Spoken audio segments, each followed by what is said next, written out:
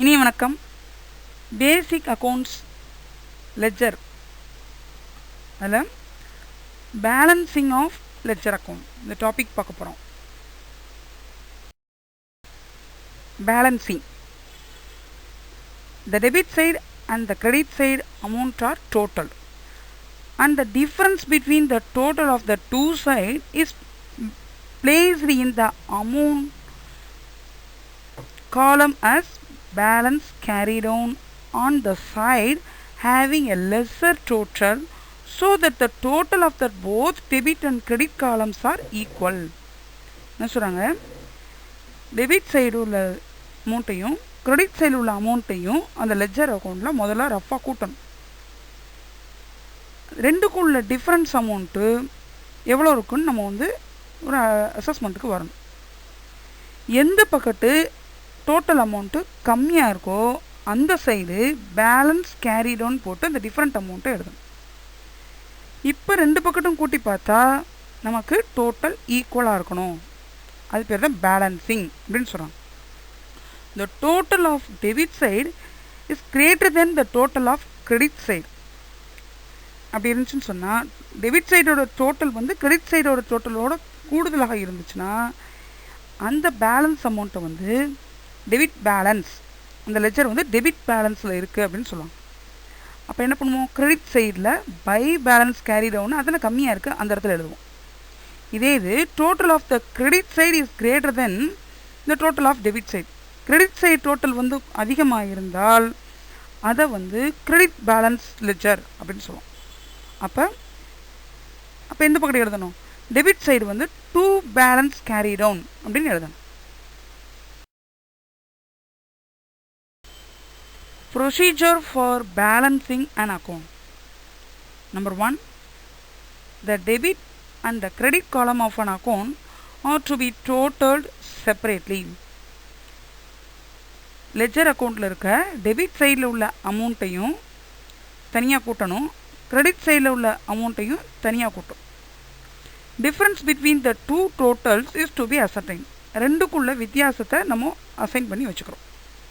The difference is to be placed in the amount column of the side having lesser total.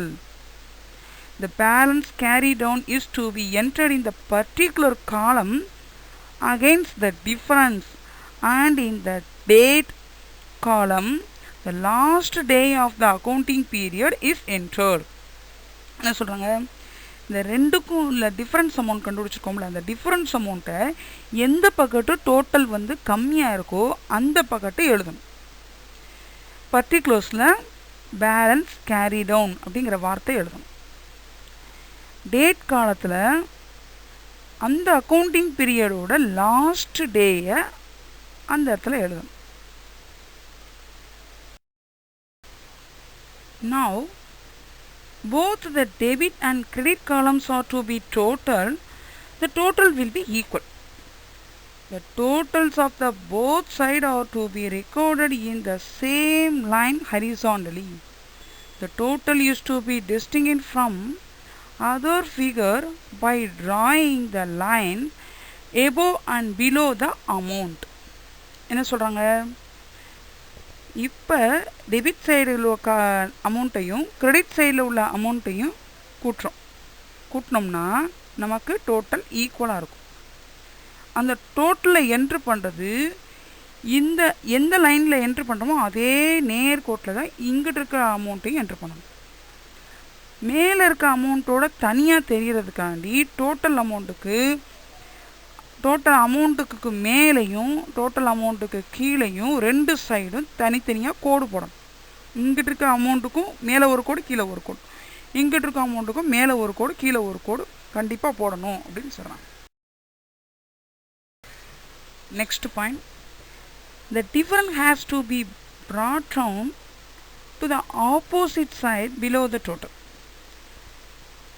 Balance B for D is to be entered in the particulars column against the difference brought down, and in the date column the first day of the next accounting period is to be entered.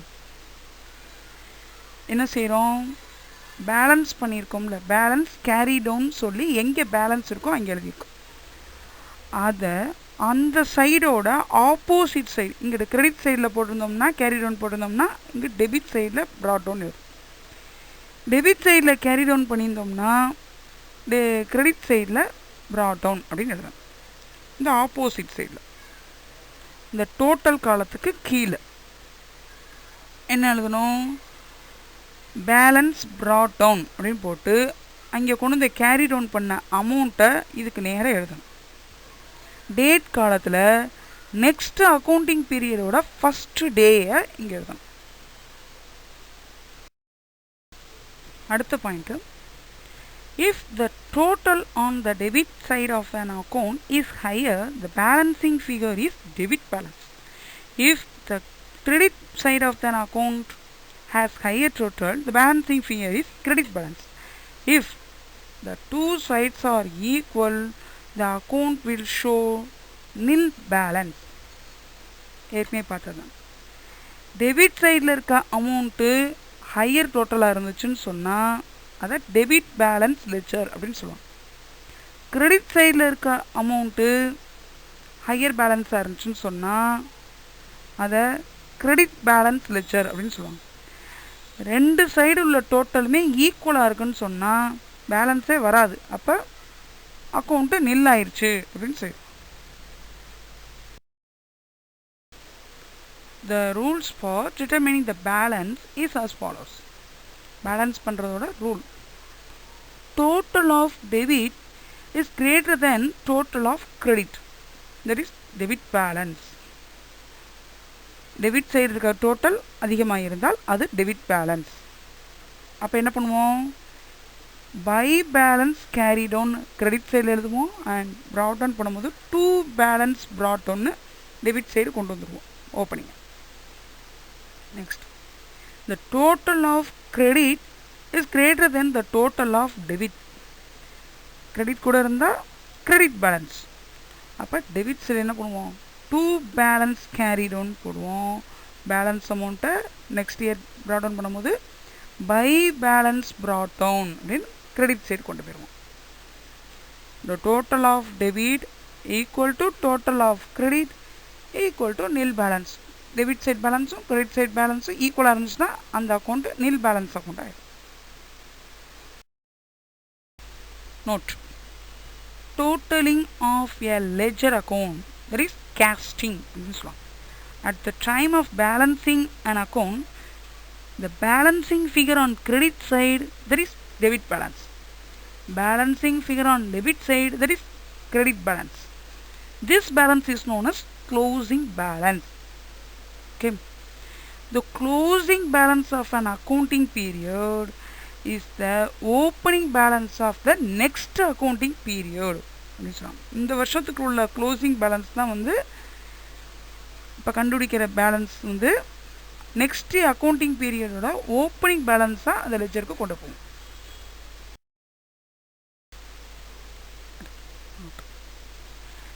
Cash account always debit balance. Cash account எப்போவுமே debit balance தான் காமிக்கும். The balance in real account and personal account carry forward to next accounting period. Balance in nominal account not carry forward to next accounting period.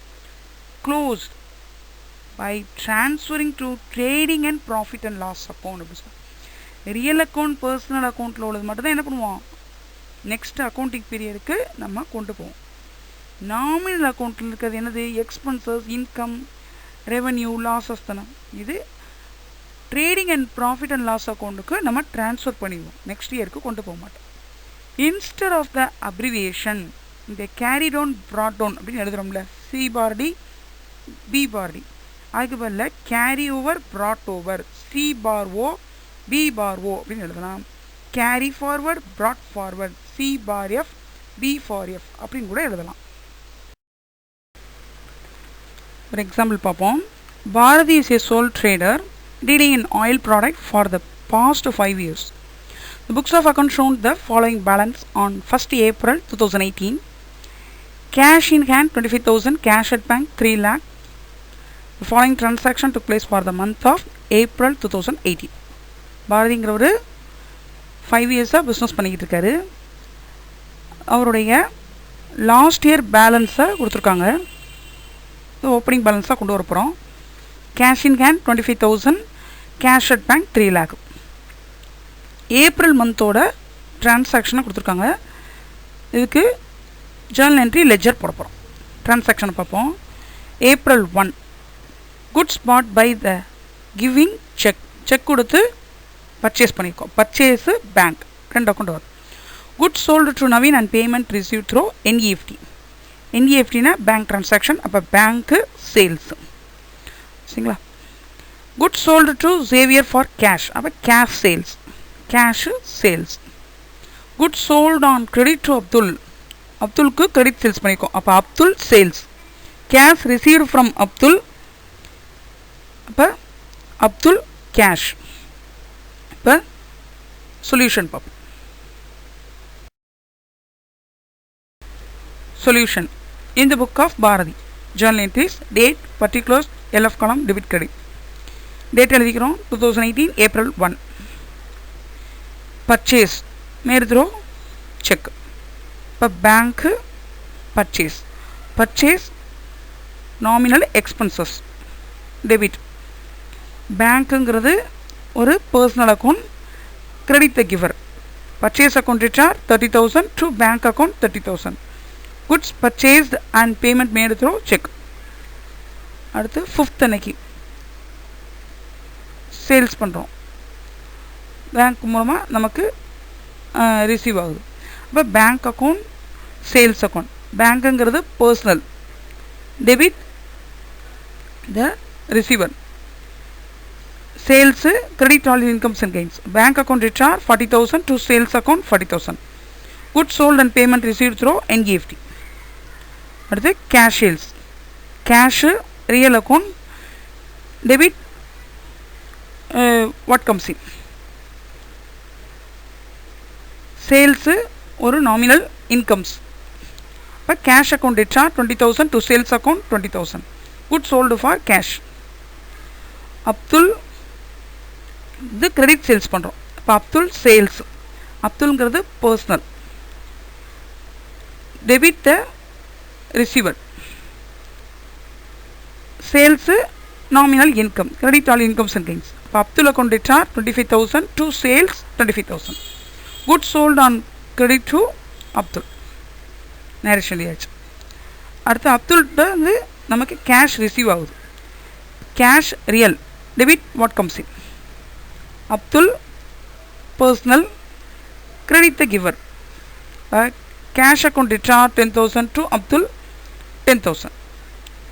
Narration cash received from Abdul. First cash ledger open பண்ணிக்கிறோம். Debit side DR, credit side CR. Date particulars JF column amount rupees. Date particulars JF column amount rupees. Opening பேலன்ஸை broad on பண்ணிக்கிறோம்.